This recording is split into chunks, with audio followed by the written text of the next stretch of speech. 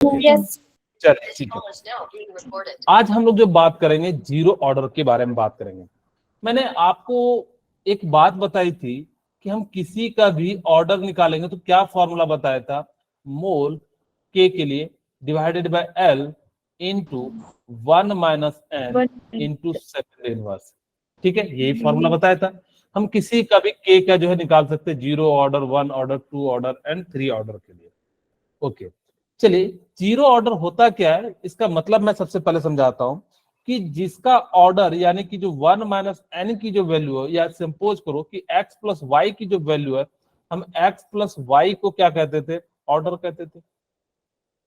इसकी जगह पे x प्लस वाई की हम जगह पे n भी कहते थे।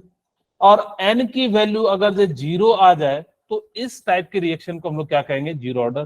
जैसे यहाँ पे देखो, ये जो है x प्लस वाई की वैल्यू जीरो है, तो ये जो ऑर्डर है यानी कि कैसा हो जाएगा, जीरो ऑर्डर रिएक्शन हो जाएगा। ओके, इक्वेशन कैसा होता है कि ए से मैं कोई भी प्रोडक्ट बना रहा हूं, अगर मुझे इसका रेट लॉ लिखना होगा तो मैं क्या लिखूंगा, कोई बताना चाहेंगे? आर इक्वल टू के ए, कंसंट्रेशन ऑफ ए। ओके, यहाँ पे पावर क्या लिखते थे, एक्स, लेकिन हमें पता है जीरो ऑर्डर है तो यानी कि यहाँ पे कितना पावर डाल देंगे, जीरो डाल देंगे। अगर किसी भी संख्या पे पावर जीरो है तो उसकी वैल्यू कितनी हो जाती है, 1। वन। तो क्या मैं यहाँ पे के लिख सकता हूँ, R equal to? Yes sir. अच्छा मुझे बताइए, यस सर। मेरे पास ग्राफ बनाना है, यहाँ पे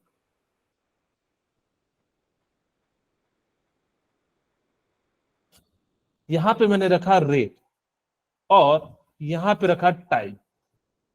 आप लोगों को दिख रहा है ना नीचे? Yes sir. Yes sir. ठीक है, यानी कि यहाँ पे मैंने रखा रेट और यहाँ पे क्या रखा, मैंने जो है टाइम रखा।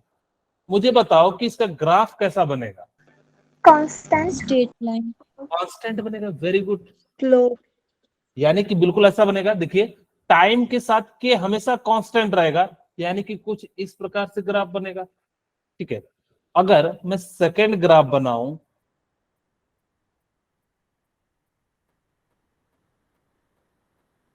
ठीक है, मैंने क्या करा, सेकेंड ग्राफ बनाए, इस बार मैंने रेट रखा और यहां पे क्या रखा, कंसंट्रेशन रखा।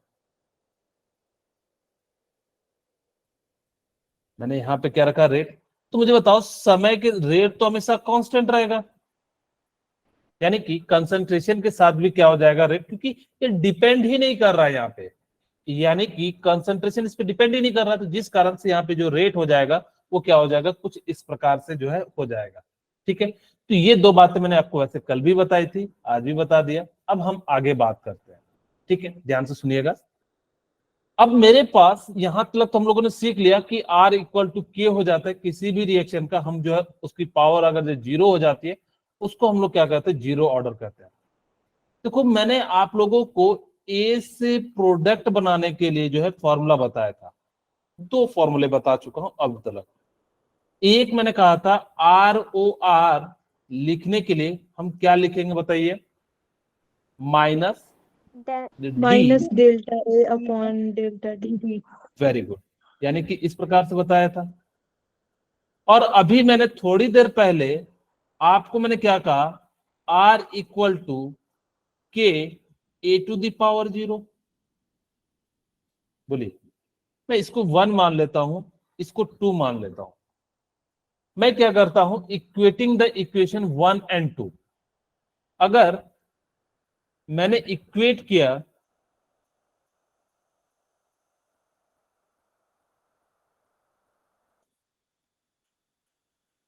वन एंड टू, मैं क्या कर रहा हूं, इक्वेशन 1 एंड 2 को इक्वेट कर रहा हूं, तो क्या मैं ऐसा लिख सकता हूं माइनस डी ए, क्योंकि आपको पता है आर को हम लोग आर ओ आर भी लिखते हैं।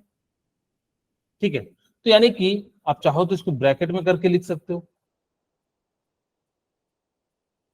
आपको बस समझाने के लिए मैं समझा रहा हूं। मुझे बताओ, minus D A by D T equal to, क्या मैं K A to the power zero लिख सकता हूं? Yes sir. ओके, अब मुझे बताइए, मेरे पास, यहां पे ध्यान से सुनिएगा, मैंने कहा कि मैं इंटीग्रेटेड चाह रहा हूं, इंटीग्रेटेड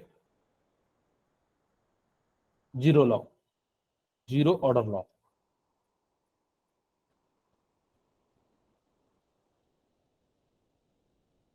वन मिनट रुकिएगा, बैच कौन सा है, ठीक है, यानी कि integrated zero order law.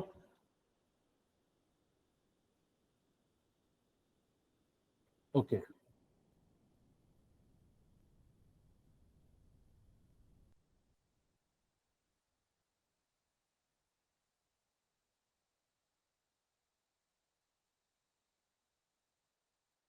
Okay, यानी कि इस प्रकार से हम लोग क्या करते हैं, आपको मैंने जो बताया इक्वेशन, क्या बताया था, minus D A divided by D T equal to, क्या मैं सीधे सीधे के लिख दूं, यस, एक स्टेप लिख ही देता हूं, ए टू द पावर जीरो है, यानी कि हम लोग यहां से क्या लिख सकते हैं, minus D A divided by D T equal to K, क्योंकि ए पे पावर जीरो है तो इसका मतलब तो वन ही है, वन को मल्टीप्लाई करेंगे तो यहाँ पे इस प्रकार से लिखेंगे, ठीक है, तो minus D A equal to K D T लिख सकता हूं, Yes, और sir.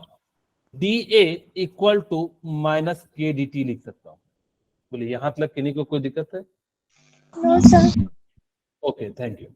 अब यहां पे No, sir. देखिए, मेरे पास क्या है कि मैंने कहा ए से प्रोडक्ट बन रहा है, ए से क्या हो रहा है, प्रोडक्ट बन रहा है। मैंने कहा टी इक्वल टू जीरो, यानी कि टी इक्वल टू जीरो का मतलब क्या है, इनिशियल टाइम में इसका जो कंसंट्रेशन है वो ए नॉट होगा, तो ये प्रोडक्ट क्या बन रहा होगा, जीरो बन रहा होगा, क्योंकि जब आप रिएक्शन करा रहे होंगे तुरंत, तो जब रिएक्शन से जस्ट कराने से पहले प्रोडक्ट क्या होगा, जीरो होगा, यानी कि सिर्फ और सिर्फ क्या होगा, कंसंट्रेशन यानी कि ए का होगा। हमने कहा T equal to T time पे यहाँ पे कितना हो गया, ए, तो यहाँ पे भी कितना हो जाएगा, ए हो जाएगा, जितना ये बन रहा होगा। बोलिए क्या इतनी सी बात आपको समझ में आ गई? Yes, अब हम sir. यहाँ से इंटीग्रेट कर देते हैं, डी ए को कहां से कहां इंटीग्रेट कर दे रहे हैं, यानी कि ए नॉट से लेके कहां पहुंच जा रहा है, ए तक पहुंच जा रहा है, ठीक है, यानी कि ए नॉट से कहां पहुंच जा रहा है, ए पहुंच जा रहा है, और टाइम जो है वो कहां से कहां पहुंच जा रहा है, जीरो से टी पहुंच जा रहा है। बोलिए यहां तक किन्हीं को कोई दिक्कत है तो पूछ लीजिएगा, No, sir. ठीक है। अच्छा मुझे बताइए कि आपको पता है इंटीग्रेशन में पावर हो जाता है, तो यानी कि यहाँ पे ए आ जाएगा, ए पे पावर क्या हो जाएगा, A not A equal to minus के बाहर ले लेता हूं और इसको इंटीग्रेट करोगे टी आ जाएगा, और ये जीरो से टी हो जाएगा। बोलिए यहां तक किन्हीं को कोई दिक्कत है तो बता दीजिए। मैं इसको ऐसा लिख सकता हूं, A minus A not equal to minus K T, क्योंकि टी में एक बार टी रखोगे एक बार जीरो रखोगे तो यानी कितना आ जाएगा, यानी कि के टी आ जाएगा। इसी चीज को आप कैसे लिख सकते हो, A equal to A not minus K T. बोलिए, क्योंकि इसको इधर ले जाओगे प्लस हो जाएगा और माइनस के टी यानी कि ये हो जाएगा, यानी कि इसको हम लोग क्या कहते हैं, जीरो ऑर्डर रिएक्शन।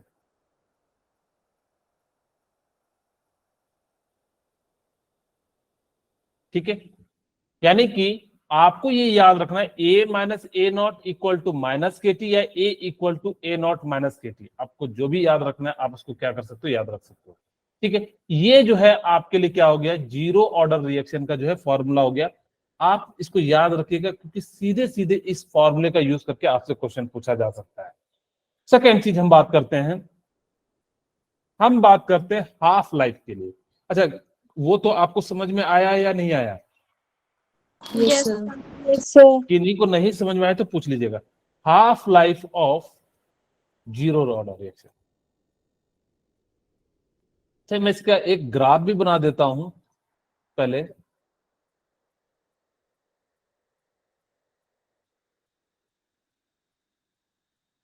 मान लो मेरे पास क्या फॉर्मूला बना, A equal to A not minus K T. मैं चाहता हूं कि इसका ग्राफ बनाओ कंसंट्रेशन वर्सेस टाइम का।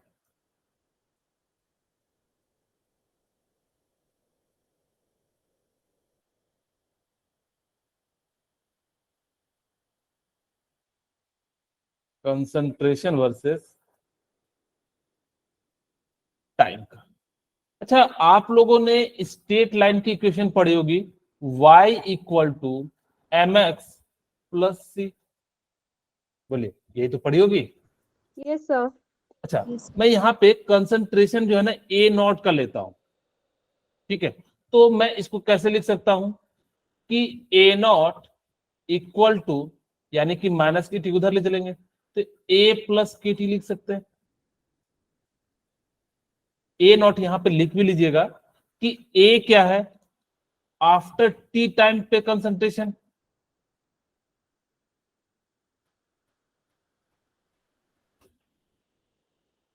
concentration of A, concentration of A after T time, यानी कि कुछ समय बाद, ठीक है। और A नोट क्या है, ये A नोट क्या हो जाएगा, मैं यहां पे भी लिख देता हूं, इनिशियल कंसंट्रेशन। हाँ, यानी कि initial concentration, initial concentration of A, यानी कि आपको यहां पे के तो पता है, रेट कांस्टेंट, टी क्या है, टाइम। टाइम है, ठीक है। और ये क्या है, रेट कांस्टेंट, ठीक है। अब मुझे बताओ कि मैं ऐसा लिख सकता हूं, तो मेरे पास देखो, इसको मैंने y मान लिया, तो y equal to C plus M X, क्योंकि जो x पे होता है उसको हम लोग x मानते हैं। तो देखो ये कैसा ग्राफ आ रहा है, पॉजिटिव डायरेक्शन में, क्योंकि इसका स्लोप पॉजिटिव है, तो कुछ इस प्रकार से इसका जो है ग्राफ बनेगा, क्योंकि एक बार जो है पूछ चुका है, इसीलिए मैंने आपको ये ग्राफ भी बता दिया, ठीक है। चलिए अब हम बात करते हैं half life of zero order reaction. अब मुझे जो है ना कि कितना 50% रिएक्शन होने में कितना टाइम लगेगा। तुमने कहा कि भाई मेरे पास जो इक्वेशन है, आपके पास जो इक्वेशन है, आप चाहे जो भी याद रखना, या तो आप ए नॉट माइनस ये वाला रख सकते हो, या जो भी आपको अच्छा लगे। मैं सजेशन करूंगा कि आप ए equal to A plus K T, क्योंकि यहाँ पे माइनस का कोई झंझट नहीं है, आप इसको याद रख सकते हो, या ऐसे भी याद रख सकते हो, पहले जीरो लिखेंगे फिर वन लिखेंगे, ठीक है। यानी कि शुरू में हम लोग क्या लिखेंगे, और प्लस सारा चीज लिखेंगे, पहले हम लोग क्या लिखेंगे, जीरो, फिर क्या लिखेंगे, वन लिखेंगे। आपको जैसे याद रखना है याद रख सकते हो। A equal to A plus K T. अच्छा मुझे बताइए कि ए से प्रोडक्ट बन रहा होगा, अगर जो टी इक्वल टू जीरो पे ए नॉट कंसंट्रेशन होगा, बोलिए। Yes sir. T equal to T half, यानी कि टाइम अब उसका कितना लग रहा होगा, हाफ लग रहा होगा, तो ये भी तो ए नॉट से ए नॉट बाई टू बन रहा होगा, यस सर। बोलिए। यानी कि मैं कहूं कि अगर जब मुझे 1 घंटे में मैं 3 किलोमीटर चलता हूं, सॉरी 1 घंटे में 4 किलोमीटर चलता हूं, तो आधे घंटे में कितना चलूंगा, यानी कि उसका आधा किलोमीटर, 4 का 2 यानी कि 2, देखो यहां से भी वैसे दिख रहा है।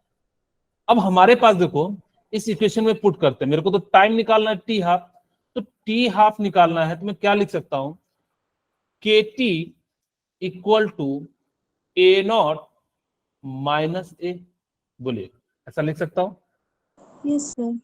अगर जब मुझे टी यस इक्वल निकालना है टी हाफ, तो मैं क्या लिख सकता हूं, A not minus A upon divided by K, बोलिए। यहां तक किन्हीं को कोई दिक्कत है तो बता दीजिए। और आपने ए की जगह पे क्या लिखना है, ए नॉट, यानी कि A not minus A not by two, क्योंकि 50% कंप्लीट हुआ तो 50% बच रहा है, यानी कि क्या हो जाएगा, के। और यहां से सॉल्व करेंगे तो टी हाफ की जो वैल्यू है वो ए नॉट बाई टू के हो जाएगी। बोलिए, क्या यहां तक आप लोगों को समझ में आ गई। Yes sir. आपको 2 फॉर्मूले याद रखने हैं, ए नॉट आप पहले लिखोगे 0, फिर क्या लिखोगे 1, यहां पे चाहो तो 1 लिख सकते हो, प्लस के टी। ये याद रखने के लिए आपको ये दोनों फॉर्मूले याद रखने हैं, ठीक है। और यहां से क्या हो जाएगा, ए नॉट बाई 2k। मैं एक छोटी सी बात और बता देता हूं कि जब मेरे पास क्या हो 100% रिएक्शन हो जाए, व्हेन 100%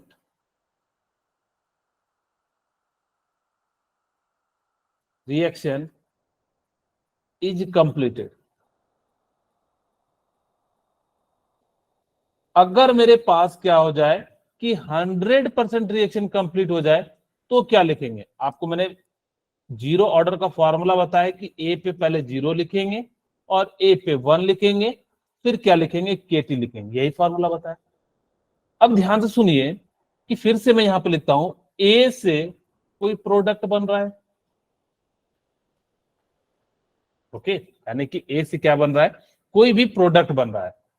तो हमने कहा कि भाई t इक्वल टू 0 पे सिर्फ और सिर्फ ए नॉट होगा, और हमने कहा कि भाई पूरा कंप्लीट हो जा रहा है एट टाइम टी पे, तो यहाँ पे कितना बच रहा होगा, 0, यानी कि जो भी बन रहा होगा सारा का सारा क्या बन जा रहा होगा, प्रोडक्ट बन जा रहा होगा।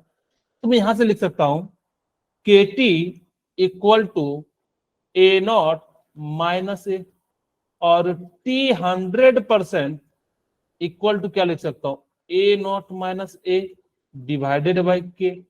और ए अब कितना है, यानी कि कितना कंज्यूम हो रहा होगा, पूरा का पूरा खत्म हो जा रहा होगा, तो ए की जगह पे मैं क्या लिख सकता हूँ, 0 लिख सकता हूँ, Yes, sir. क्योंकि अब तो रिएक्टेंट बचेगा ही नहीं ना। यानी कि अब आपको देखो ए बाई के जो होगा जब आपका 100% रिएक्शन होगा, और ये जो है टाइम लगेगा।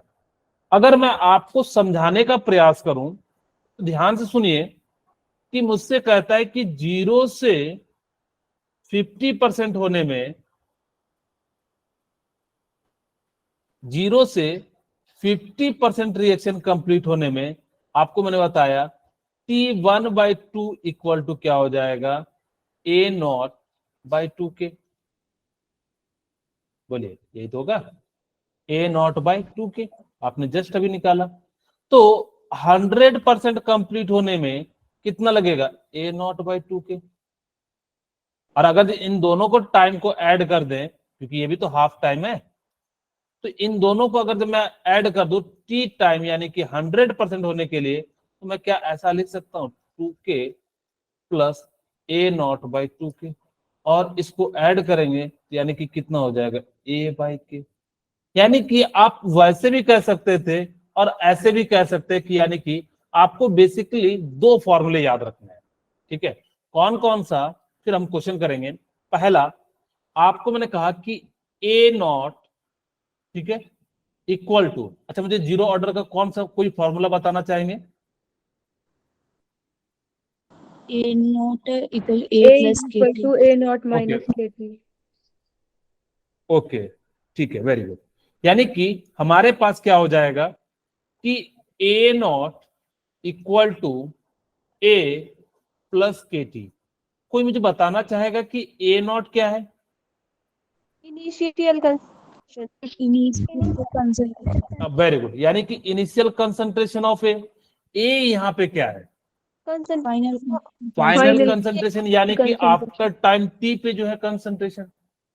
और के यहाँ क्या है, Rate रेट constant. कांस्टेंट, और टी यहाँ क्या है, time. Time. Very good, okay. यानी कि इस प्रकार से आप लोग लिख सकते हो, ये कौन सा ऑर्डर है, जीरो ऑर्डर रिएक्शन है। मैं आपको ट्रिक भी बताऊंगा थोड़ी देर में, जैसे कि कैसे क्वेश्चन सॉल्व करना है। दूसरा, मेरे पास टी हाफ के लिए क्या फॉर्मूला है, ए A not naught upon K. 2k। ये किसके लिए लगाना है, हाफ लाइफ के लिए, हाँ, half life for zero order. अगर जब मुझे 100% कराना हो तो यानी कि ए बाई के। खैर ये वाला आपसे जो है पूछा भी नहीं जाएगा, आपको ये दोनों जो है याद रखने हैं, ठीक है। ये मोस्ट इंपॉर्टेंट है, हर जगह पूछा जाएगा। वैसे ज्यादातर जो है फर्स्ट ऑर्डर पूछा जाता है, लेकिन ये भी कई बार पूछा जाता है। चलिए अब हम क्वेश्चन करें।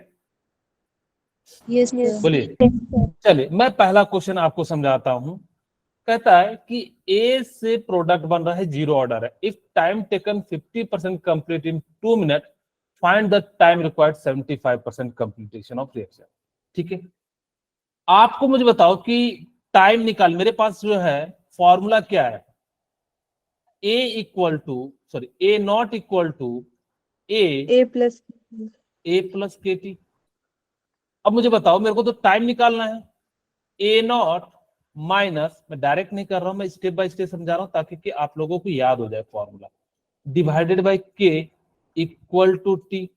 बोलिए, अब इनिशियल आप मान लो कि परसेंटेज दिया है तो 100 मान लेते हैं, ठीक है, और कंज्यूम होने के बाद कितना हो जाएगा 50 डिवाइडेड बाय के, और यहाँ पे इस बार टाइम दिया हुआ है तो हम यहाँ पे जो है के की वैल्यू निकाल लेते हैं। टाइम हमारे पास कितना दिया हुआ है, 2 मिनट दिया हुआ है, चाहो तो यहाँ से नीचे कर दो 2, ओके, यानी कि के हो गया। बोलिए, यहाँ तक किन्हीं को कोई दिक्कत है? No sir. no sir. Okay, अब चाहो ना तो इसको मैं एक सिंपल स्टेप में भी कर सकता हूं। कैसे? पहले मैं आपको बेसिक समझाने का प्रयास करता हूं कि 50% कंप्लीट होने में 2 मिनट लग रहा है, तो 75% कंप्लीट होने में कितना लग रहा होगा? 3 मिनट। कहोगे सर कैसे? तो आपको भी मैं समझाता हूं। यहां से हम 50 डिवाइडेड बाय, क्योंकि 100, अच्छा मैं एक स्टेप ज्यादा ही मिटा दिया, 100 माइनस 50 डिवाइडेड बाय के इक्वल टू टी। ठीक है, जो भी वैल्यू है मैं इसको इक्वेशन 1 मान लेता हूं फॉर 50% के लिए। मैं यहां लिख देता हूं फॉर 50%। यहां पे अब मैं चाहता हूं कि मैं जो है किसके लिए निकालूं, फॉर 75%। देखो 100 था, बचेगा कितना, 75, यानी कि 25, यानी कि के डिवाइडेड बाय टी। और यहाँ पे आपके पास टाइम दिया हुआ है 2 मिनट, तो है 2 मिनट लिख देते हैं, इसको इक्वेशन 2 मान लेते हैं। ठीक है, अब देखिए यहां पर से मैं डिवाइड कर देता हूं 1 को 2 से, यहां से मैं लिख सकता हूं 50 के ऊपर वाले को, नीचे में 75 के ऊपर वाले में 2 मिनट, और नीचे में जो है टी मिनट हो जाएगा। इसको सॉल्व कीजिएगा तो यानी कि कितना हो जाएगा, 50 divided by K into K divided by 75 equal to 2 by T. ये के से के कैंसिल हो जाएगा, ये 2 से, और ये 3 से, और ये 1 से, और इसको रिवर्स करोगे तो टी इक्वल टू क्या हो जाएगा, 3 मिनट हो जाएगा। बोलिए, यहां तक किन्हीं को कोई दिक्कत हो तो बताइए, ये बात समझ में आई? Yes sir. फिर से वही Yes, कहानी, अगर जब मैं इस तरीके से बनाऊं तो मेरे को समय लग जाएगा कम से कम 1.5 से 2 मिनट। अब मैं नहीं चाहता कि मैं जो मुझे इतना समय लगे, ध्यान से सुनिएगा। आपको मैं बताता हूं कि 50% कंप्लीट होने में कितना मिनट टाइम लग रहा है, 2 मिनट। तो 1% कंप्लीट होने में कितना टाइम लगेगा, 1 minute. 2/50 मिनट, क्योंकि 1 मिनट में कंप्लीट होने में कितना टाइम लगेगा, 2/50 मिनट। बोलिए, क्या ये समझ में आया? Yes sir. Yes sir. अब आपको कितना परसेंट कंप्लीट हो रहा है, 75। 75% कंप्लीट 75. होने में कितना लगेगा, 2/50 इंटू into 75%। बोलिए, और इसको मैं सॉल्व कर दूं तो 3 और 2, और यहां से कितनी आ गई, 3 मिनट आ गया। बोलिए, यानी कि इस रिएक्शन को कंप्लीट होने में कितना मिनट टाइम लगेगा, 3 मिनट टाइम लगेगा।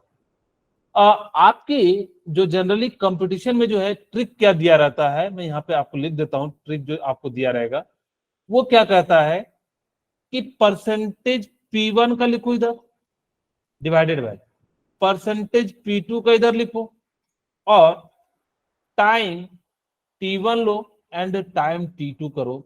आप इन दोनों में से जो भी तरीका लगाना हो लगा सकते हो।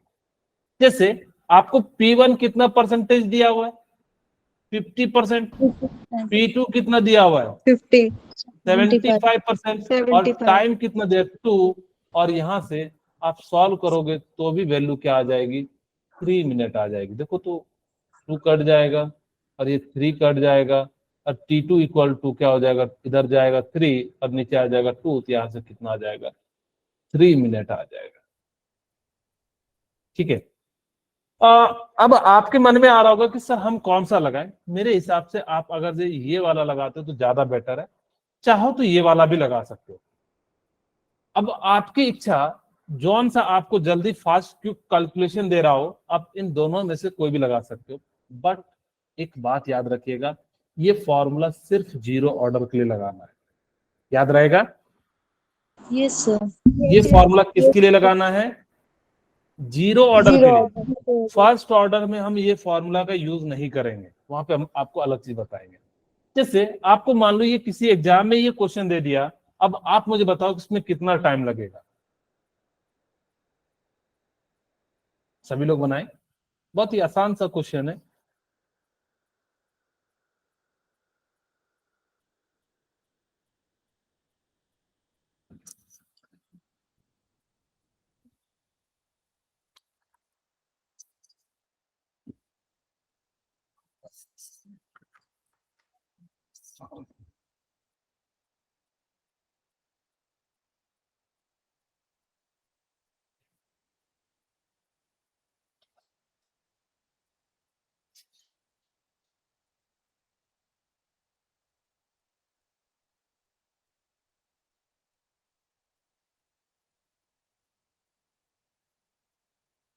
जिनको भी नहीं समझ में आता है प्लीज पूछ लीजिएगा, शर्माइएगा नहीं, ठीक है ना, क्योंकि आपका सीखना जरूरी है।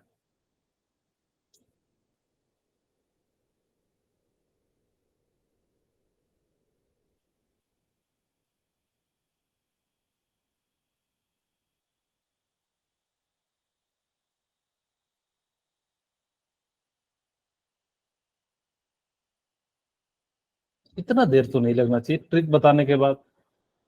मैं तो बेसिक मेथड से बना रहा था इसलिए, अब सीधा सीधा भी बना सकते थे।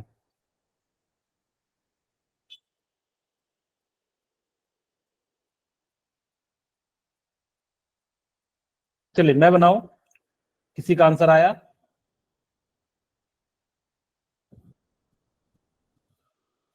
बोलिए, बोलिए, शर्माइए मत। किन्हीं भी बच्चे का आंसर आया है तो बता दीजिए, इतना समय तो नहीं लगना चाहिए। चलिए देखिए, मैं आपको जो तरीका बताया, पहले मैं आपको शॉर्ट तरीके से समझाता हूँ, फिर लॉन्ग मेथड से समझाता हूँ। अच्छा पहले मैं लॉन्ग मेथड से समझा देता हूँ, ताकि कि बहुत सारे बच्चे लॉन्ग मेथड से बना रहे होंगे। देखिए, आपके पास दो तरीके हैं। एक तो मैंने कहा कि भाई P1 डिवाइडेड बाय P2 कर दो, यानी कि percentage of P1 divided by percentage of P1, time T1 divided by time T2। मैं इस फॉर्मूले का यूज करता हूं पहले आपको समझाने। पहला परसेंटेज कितना दिया हुआ है, 50 P2 कितना दिया हुआ है, 33.33%। 33.33। टाइम T1 कितना दिया हुआ है, 2 मिनट। 2 मिनट। ओके, और ये T2 निकालना है, बोलिए। ठीक है, क्या मैं ऐसा लिख दूं, यहां से 25 कटा दूं, और T2 equal to 33.33 divided by कितना लिख सकता हूं, 25। 25. बोलिए यहां तक कितना देर लगा। अब यानी कि इसको डिवाइड करेंगे तो यहां से कितना आ जाएगा, 1.33 मिनट। बोलिए, अब इतना देर नहीं लगना चाहिए था आप लोगों को, मैंने 2 मिनट दिया, देखो मैंने 1 मिनट के अंदर बना दिया। ओके, अब यहाँ पे आप चाहो तो यूनिटरी मेथड भी लगा सकते हो। यूनिटरी मेथड कैसे लगाएंगे कि 50% कंप्लीट होने में कितना टाइम लगता है, 2 2 मिनट। 2 minutes. मिनट्स। तो 1% कंप्लीट होने में कितना टाइम लगेगा? 50/2. Very good.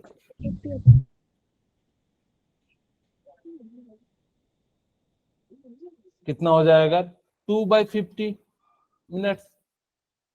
तो 33.3% कंप्लीट होने में कितना लगेगा?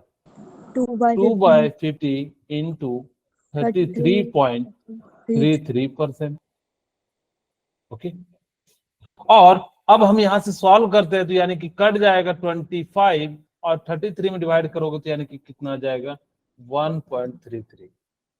ठीक है, यानी कि इस प्रकार से कैलकुलेट कर सकते हो। अगर जब किन्हीं को लग रहा हो कि सर कैसे लाए, तो आप यहाँ पे जो है डिवाइड कर सकते हो 25 से। 25 और यहाँ पे कितना आ जाएगा? 8 और यहाँ पे कितना आ जाएगा? 5 और यहाँ पे कितना आ जाएगा? 75 और फिर से 8 और यहाँ पे जो है कितना आ जाएगा? 75, यानी कि 1.33 हो जाएगा। ठीक है, तो ये जो है आप इस प्रकार से क्या कर सकते हो, यहाँ पे निकाल सकते हो। ओके, तो ये जो है तरीका है। मैं चाहता हूं कि इस बार सभी लोग रेज हैंड करें और सभी के सभी जो है आंसर बताएं। अच्छा, ये तो अच्छा सा क्वेश्चन है। मैं आप लोगों को एक छोटा सा पहले क्वेश्चन दे देता हूं। सपोज करो कि 25% कंप्लीट होने में 5 मिनट लगते हैं, तो 70% कंप्लीट करने में कितना टाइम लगेगा?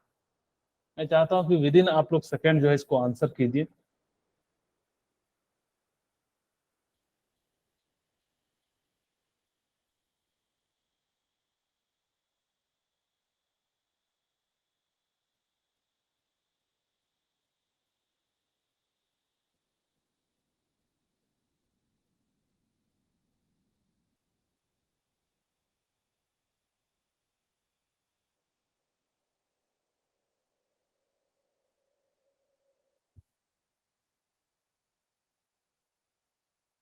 बोलिए। बन गया? इतना देर तो नहीं लगना चाहिए। देखो, 25 divided by 70 equal to 5 divided by कितना हो जाएगा? x। और ये 5 से 5 कट जाएगा और यहां से कितनी बार में कट जाएगा? 5, और यानी कि x की वैल्यू कितनी हो जाएगी? 14 हो जाएगी। ठीक है, तो यानी इसको कितना मिनट लगेगा? 14 मिनट्स लगेगा। अगर ये मिनट में दिया है तो मिनट में। क्या समझ में आ गया? बोलिए। Yes, sir. Yes, चलिए, अब एक sir. नया टाइप का क्वेश्चन बनाते हैं कि जब भी आपको क्या दिया हुआ है, find the order of reaction and rate constant. ठीक है, आपको ना हिट एंड ट्रायल मेथड का यूज करना है। जब भी आपको इस टाइप से दिया रहे, hit and trial method use करना है। ध्यान से सुनना, नया कॉन्सेप्ट बता रहा हूं, नए टाइप का क्वेश्चन है। ठीक है, अब आपको क्या करना है कि जब भी कि आपसे पूछा, दो टाइम दिया है, परसेंटेज दिया है, तो हम लोग क्या करेंगे? के की वैल्यू को कैलकुलेट करो। के अगर जो दोनों का सेम हो जाएगा, if k is same or nearly same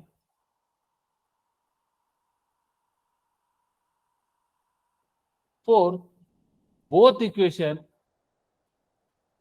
तब हम लोग क्या कहेंगे? आप जौन सा इक्वेशन लगा रहे हो वो जो है क्या हो जाएगा? फर्स्ट ऑर्डर का लगा रहे हो तो फर्स्ट ऑर्डर की के, और सेकंड ऑर्डर लगा रहे हो तो सेकंड ऑर्डर का के। ठीक है, अभी देखो मैंने फर्स्ट ऑर्डर पढ़ाया नहीं है, इसलिए हम लोग सीधे सीधे जीरो ऑर्डर ही लगाते हैं। लेकिन जब भी आपके एग्जाम में आएगा तो याद रखिएगा, आपको सबसे पहले फर्स्ट ऑर्डर पर लगाना है, सेकंड ऑर्डर बाद में लगाना है। आपको जब मैं वहां पे बताऊंगा तो आपको मैं बताऊंगा कि आप किस तरीके से फर्स्ट ऑर्डर को सॉल्व करोगे। आपका 99% चीजें जो है सॉल्व हो जाएंगी बिना कैलकुलेशन के ही मैं बताऊंगा। खैर, फिलहाल यहां पे चलते हैं। हमारे पास फॉर्मूला क्या है? A not equal to A plus K T. बोलिए, क्या ये सब लिख सकते हैं? Yes, sir. ठीक है, Yes. अब देखो यहां पे क्या कहता है कि शुरू में ए नॉट कितना होगा? 100। ठीक है, और अब वो घट के कितना हो रहा होगा, यानी कि 20% कंप्लीट हो रहा होगा, तो बच कितना रहा होगा? 80%। 80. और टाइम आपको कितना दिया हुआ है 40। यहां से मैं क्या लिख सकता हूँ 20 डिवाइडेड बाई 40 इक्वल टू के, और के की वैल्यू कितनी आ गई 0.5, यानी कि इसको कटा दूंगा 1/2, यानी कि 0.5, यानी कि इक्वेशन फर्स्ट के लिए निकाला। सिमिलरली मैं सेकंड के लिए निकाल रहा हूं, फाइंड द ऑर्डर ऑफ इस किसके लिए 40% के लिए। यहां पे भी मैं लगाऊंगा A not equal to A plus K T, बोलिए। और यहां पे ए नॉट तो हमारे पास 100 होगा, और ये कितना परसेंट कंप्लीट हो रहा है 40%, तो रिमेनिंग कितना बच रहा है 60%, यानी कि जो है के, और टाइम आपको कितना दिया हुआ है 80 मिनट दिया हुआ है। और यहां से इसको सॉल्व करेंगे तो 40 डिवाइडेड बाय 80 इक्वल टू के, और के की वैल्यू कितनी आ गई 0.5। अगर बोथ का केस सेम हो जाता, अगर हम पहले, वैसे तो हम बता रहे हैं कि आपको जब भी लगाना है तो पहले फर्स्ट ऑर्डर लगाना, लेकिन हम यहाँ पे जीरो ऑर्डर का क्वेश्चन ले रहे हैं, तो इसलिए हमने कहा कि जीरो ऑर्डर लगाए, क्योंकि आपको बताया ही नहीं है, इसीलिए हम ऐसा कर रहे हैं। लेकिन आपको एग्जाम में आए तो हिट एंड ट्रायल लगाओगे तो सबसे पहले फर्स्ट ऑर्डर लगाना, क्योंकि वही 99% आपको आंसर देगा। ठीक है, ओके। अब दोनों की वैल्यू सेम है, तो यानी कि आपने ऑर्डर कौन सा लगाया, जीरो ऑर्डर का इक्वेशन लगाया, यानी कि इसका ऑर्डर क्या हो जाएगा, जीरो हो जाएगा। बोलिए, क्या ये बात समझ में आ गई? एंड रेट कांस्टेंट क्या हो जाएगा, के इक्वल टू 0.5 आ गया, यानी कि जो है इसका रेट कांस्टेंट क्या हो जाएगा, ये हो जाएगा। नेक्स्ट क्वेश्चन आपके सामने है, आप लोग बताइए क्या होगा इसका answer.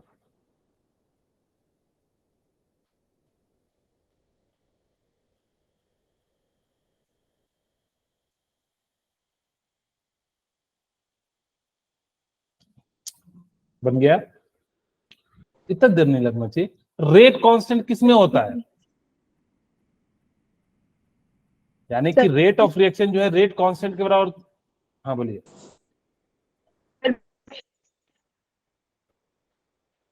Option B, okay very good. यानी कि आप लोगों को वैसे भी देखना चाहिए कि अभी मैंने बताया कि रेट ऑफ रिएक्शन जो होता है कांस्टेंट होता है किस ऑर्डर में, यानी कि जो है जीरो ऑर्डर में होता है। Very good. चलिए ये क्वेश्चन बनाइए।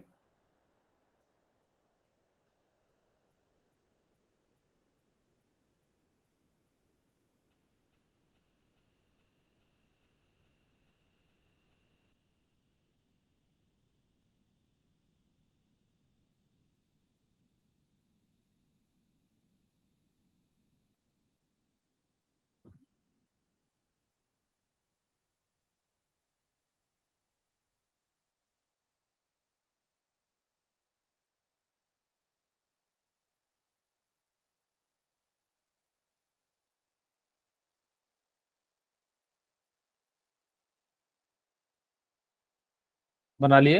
देखो कहता है कि कौन सा इक्वेशन का जो ऑर्डर है 0.5 है, तो बताइए कौन से ऑर्डर का इक्वेशन 0.5 है। सबको जोड़ के देखिए इसका आंसर जो है 0.5 आ रहा है। तानवी बताइए, तो बहुत ही आसान है। और सुनिधि, सोनाक्षी, सोनिया, प्रिया, कृतिका, ईसा, गीता, अंशिका, अनामिका, मतलब वेरी गुड, बिल्कुल सही आंसर है। अब हम चेक करते हैं, यहाँ पे कुछ नहीं है तो 1 1 होगा, यानी कि इसका ऑर्डर तो कितना हो जाएगा 3।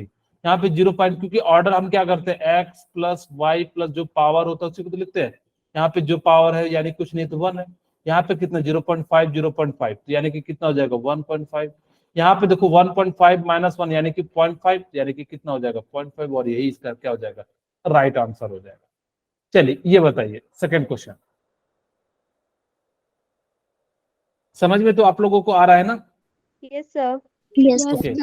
Yes. Okay. For a chemical reaction A से B, it is found the rate of reaction double when the concentration of A is increased 4 times. आपको मैंने इस टाइप का क्वेश्चन बताया कि A यहाँ कंसंट्रेशन है और यहाँ पे रेट ऑफ रिएक्शन। ठीक है, अब वो क्या करता है कि rate of reaction is double, यानी कि रेट ऑफ रिएक्शन को क्या कर रहे हैं डबल कर रहे हैं, तो A इंक्रीज जो है 4 टाइम्स हो जा रहा है, 4A हो जा रहा है। ठीक है, यही तो कह रहा है। तो कह रहा है the order of reaction is, यानी कि आपको इसका ऑर्डर पूछा जा रहा है, तो आपने क्या किया होगा यहाँ पे 4 टाइम्स तभी हुआ होगा जब ये इसका क्या हो रहा होगा, यानी कि 2a से यानी कि इसका स्क्वायर होगा, यानी कि कौन सा ऑर्डर हो जाएगा, 2 ऑर्डर हो जाएगा। ठीक है, यानी कि इस प्रकार से जो है बना सकते थे। चलिए अभी इसके बारे में मैं बताता हूं, मेरे पास 5 मिनट में फटाफट से आप लोग इस क्वेश्चन को प्रैक्टिस कर लीजिएगा। सब कुछ चीजें जो है बता देता हूं। जीरो ऑर्डर इक्वेशन या where example of zero order, कहां कहां यूज करते हैं आप लोग, सभी बनाना, बहुत ही आसान सा क्वेश्चन है। एग्जाम्पल ऑफ जीरो ऑर्डर,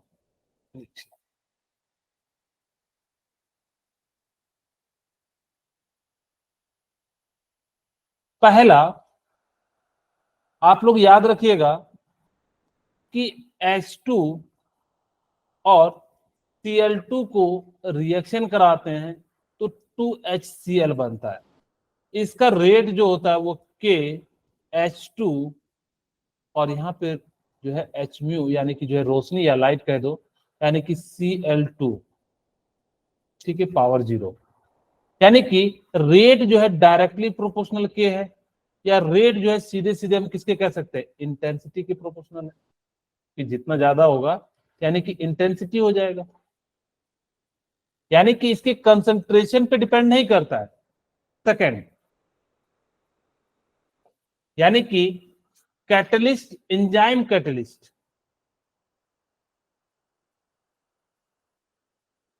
आप लोग बायो पढ़ते होंगे तो वहां पे बहुत सारे कैटलिस्ट एंजाइम के बारे में पढ़ते होंगे, पढ़ते हैं कि नहीं पढ़ते? जैसे हम लोगों को कहा जाता है कि हमका हाइट बढ़ाना है तो हम लोग क्या करते हैं कि ऐसा एंजाइम, ऐसा केमिकल लो जिससे जो है हाइट बढ़ाने वाले जो एंजाइम है वो ज्यादा सेक्रेट हो जाए।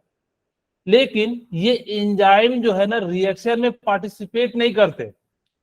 आप लोगों को बताया जाता होगा कैटलिस्ट क्या होता है, बेसिकली वो होते कंपाउंड होते हैं जो रिएक्शन तो स्टार्ट करते हैं, उसके रिएक्शन के रेट को इंक्रीज या डिक्रीज करते हैं, लेकिन वो रिएक्शन के दौरान जो है बाद में वो निकल जाता है, यानी कि पूरी रिएक्शन शुरू में तो रहते हैं, फिर उसके बाद वो क्या कर जाते हैं, निकल जाते हैं, यानी कि उनको फिर से कोई लेना देना नहीं, यानी कि एक बार वो क्या करते हैं, स्टार्ट कर देते हैं, फिर उसके बाद वो निकल जाते हैं, रिएक्शन होते चले जाते हैं। जब वहां कंसंट्रेशन पे डिपेंड नहीं कर रहा तो यानी कि क्या इस पे डिपेंड करेगा, क्या नहीं, तो यानी कि enzyme catalyst in the reaction,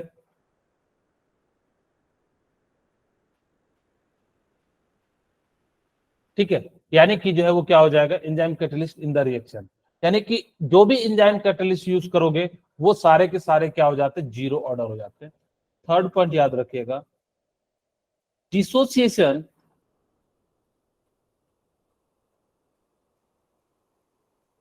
dissociation of gases on the surface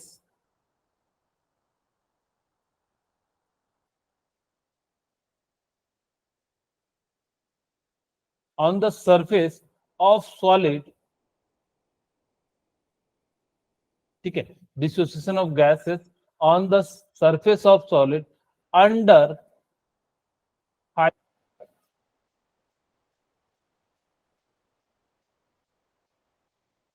ये जो हो जाता है, यानी कि कैसा एग्जांपल होता है, जीरो ऑर्डर का रिएक्शन हो जाता है। जैसे आप लोगों ने इसका नाम सुना होगा, इसको हम लोग क्या कहते हैं, अमोनिया। अमोनिया। यानी कि इसको आप क्या करते हो कि अगर जब तोड़ते हो तो ये क्या हो जाता है, अंडर हाई प्रेशर, तो ये जो है जीरो ऑर्डर के एग्जांपल होते हैं, ठीक है। यानी कि इस प्रकार से आपको ये सारी पॉइंट याद रखनी है। अब देखो आपको पहला क्वेश्चन है, यानी कि H2Cl2 ये कौन से रिएक्शन को बनाता है, सनलाइट की जगह पे आप H म्यू भी यूज कर सकते हो, ठीक है। यानी कि बताओ कि कौन सा ऑर्डर का रिएक्शन हो जाएगा, जीरो ऑर्डर। जीरो। ओके, अब देखो कहता है if initial concentration is reduces 1/4 in zero order reaction, the time taken for the half of the reaction to complete. अब वो कहता है कि अगर उसके कंसंट्रेशन को 1/4 कम कर दो, यानी कि मान लो शुरू में मेरे पास A0 था, अब A04 जो है यानी कि हमने कंसंट्रेशन को कम कर दिया। तो कहते हैं the time taken for half life, यानी कि आपको हाफ लाइफ कंप्लीट करने में भी टाइम कितना लगेगा, 1/4 लगेगा, जितना उसका लग रहा होगा। अब देखो the rate constant of reaction depend on, तो याद रखिएगा वो किस पे डिपेंड करता है, टेम्परेचर पे। क्या करता है, टेम्परेचर पे डिपेंड करता है। तो ये यूनिट मैंने आपको बताई थी, कौन सा फॉर्मूला बताया था, मोल। मैंने कहा था मोल में मोल लिख दो, आल जो है नीचे लिख दो, और यानी कि 1 लीटर पर सेकंड। अब देखो यानी कि सेकंड पर वेरी गुड, यानी इसका आंसर क्या हो जाएगा, सी। सेकंड। आप लोगों को अब धीरे, हाँ वेरी गुड, इसका यानी इसका आंसर क्या हो जाएगा, ये तो मैंने यूनिट लिखा। मेरे को क्या कह रहा है, इफ द कंसंट्रेशन एक्सपर्ट मोल पर litre the unit of rate of first order reaction, यानी कि फर्स्ट ऑर्डर की बात कर रहे हैं, यानी कि 1 - 1 कर देंगे तो यानी कि 0 थी, कितना हो जाएगा 0 थी, यानी कि क्या बच जाएगा, सेकंड इनवर्स बन जाएगा। ये के का फॉर्मूला था। तो इस तरीके से आप लोग सभी जो है पढ़ते लिखते रहिए अच्छे से।